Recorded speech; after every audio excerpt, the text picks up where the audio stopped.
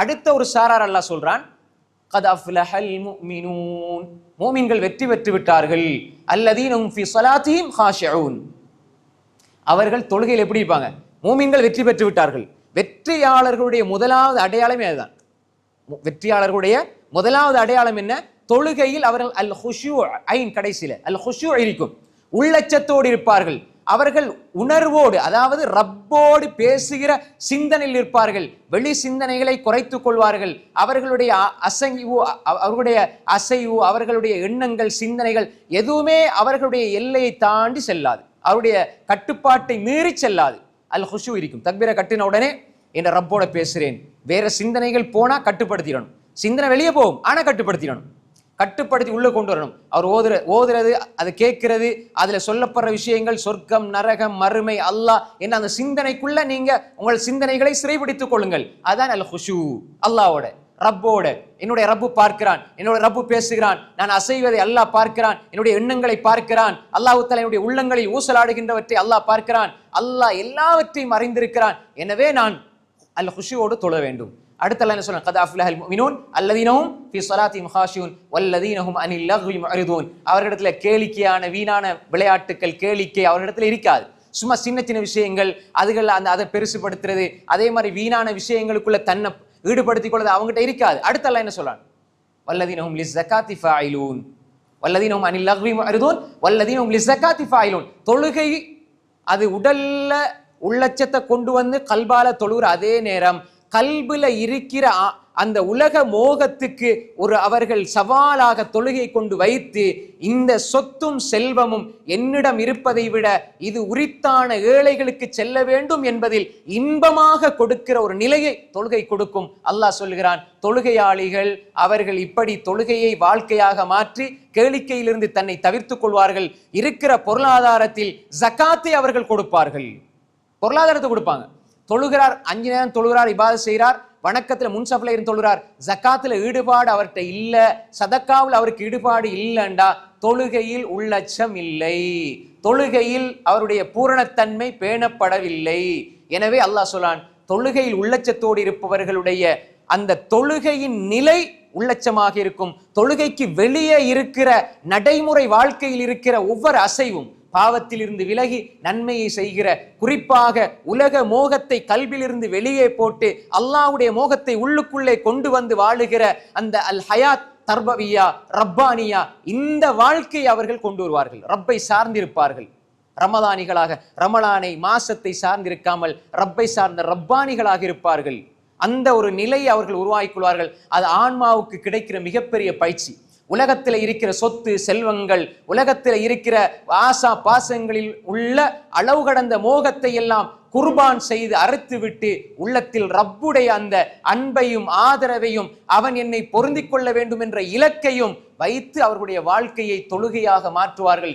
இது தொழுகையாளிகள் பேணுகிற, ஆன்மாவுக்கு கொடுக்கிற மிகப்பெரிய பயிற்சி என்பதை நாம் புரிந்து கொள்ள வேண்டும். அன்புக்குரிய சகோதரிகளே, எனவே தொழுகையில் ஒரு மனிதன் உள்ளச்சத்தோடு இருப்பதற்கான சில வழிமுறைகள் இருக்கிறது. தொழுகையில் எப்படி உள்ளச்சமா இருக்கலாம்? தொழுகையில உள்ளச்சத்தோடு இருக்கிறதுக்கு பல வழிமுறைகள் இருக்கிறது. அதுல சில முக்கியமான வழிமுறைகள் இருக்கிறது. அன்புக்குரிய சகோதரர்களே, இதை பேண வேண்டும். முதலாவது, நாங்க தொழுகையில உள்ளச்சம் ஏற்படணும் என்றா, ஆன்மாவுக்கு நாங்க பயிற்சியை கொடுக்கண்டா, முதலாவது விஷயம் அல்லாஹ் பத்தி படிக்கணும். அகீதா, ஈமான், அல்லாஹ் பத்தி படிக்கணும். அல்லாஹ்வை படிக்காம தொழுகையில உள்ளச்சம் வர வாய்ப்பில்லை.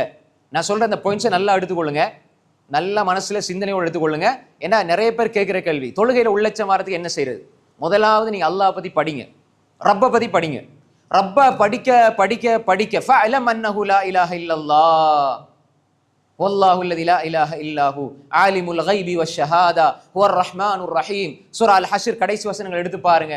அல்லாஹ் பத்தி படிங்க, அல்லாஹ் பத்தி படிங்க. அவன் எப்படிப்பட்டவன், அவன் எப்படிப்பட்ட ரப், அவன் எப்படி வல்லமை உள்ளவன், சக்தி உள்ளவன். ரப்ப படிங்க, தொழுகையில உள்ளச்சம் வரும்.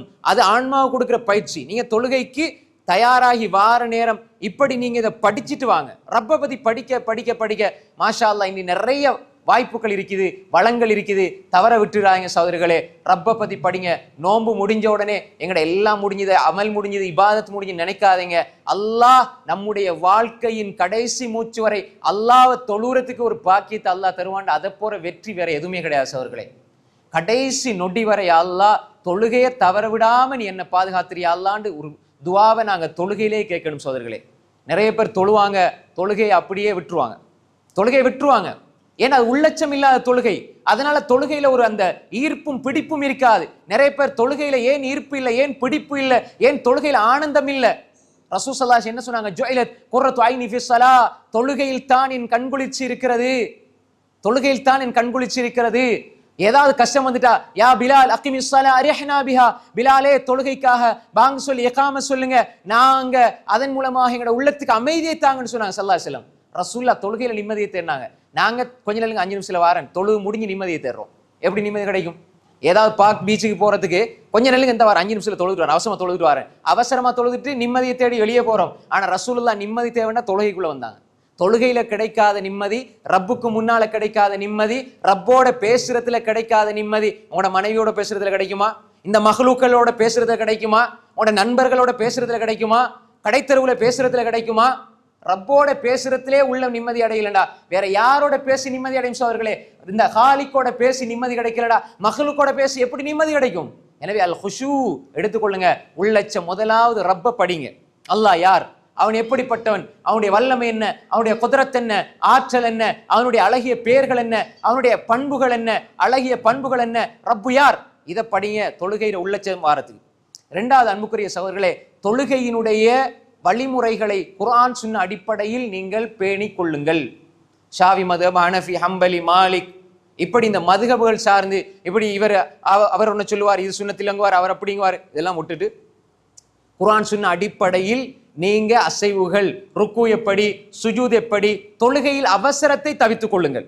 அவசரம் தவித்துக் கொள்ளுங்க. நபி வழியில நீங்க படிச்சிட்டீங்கன்னா அவசரம் தவிக்கப்படும். பதறிக்கிட்டு அப்படி எலும்பி குனிஞ்சு இந்த மாதிரி விஷயங்களை தவிர்த்து நபி வழியில நீங்க தொழுகையை படிங்க. எப்படி ரசூலா கையை உயர்த்தினாங்க, எப்படி தக்பீர் கட்டினாங்க, எப்படி ஓதுனாங்க, எப்படி பொருள் உணர்ந்து ஓதுனாங்க, எப்படி ருக்கு செஞ்சாங்க, எப்படி சுஜூத் செஞ்சாங்க, ஒவ்வொன்றும் சுன்னாக்கள் தொழுகையில 100% பேணப்படணும். தொழுகையை சரியா தொழாம, தொழுகையில் நபி வழிப்படி தொழாம, தொழுகையில் நபியுடைய சுன்னாவை பேணாம, தொழுகையை முழுமையா தொழாம வேற எந்த மார்க்கத்துல எந்த விஷயத்தை பேசினாலும் எந்த பெருமதியும் அதில் கிடையாது. தொழுகையை நீங்க விட்டுட்டீங்க, தொழுகையில நீங்க பூரணம் இல்லைண்டா நீங்க உலகத்துல எதை பத்தி பேசியும் அவர் எவ்வளவு பெரிய ஆளா இருந்தாலும் அவருக்கு எந்த பிரயோசனமும் கிடையாது. அடிப்படை தொழுகை தான். தொழுகையை விட்டு அவனுக்கு இஸ்லாத்துல பங்கு இல்லை. அதுக்கப்புறம் நீ எந்த மார்க்க சட்டத்தை பேசினாலும் பிரயோசனம் இல்லை. எனவே அன்புக்குரிய சகோதரர்களே, தொழுகையில நபி வழிப்படி தொழுகிறதுக்கு நீங்க படிச்சீங்க என்றால் தொழுகையில உள்ளச்சத்தை ஏற்படுத்திக் கொள்ளலாம். இது இரண்டாவது.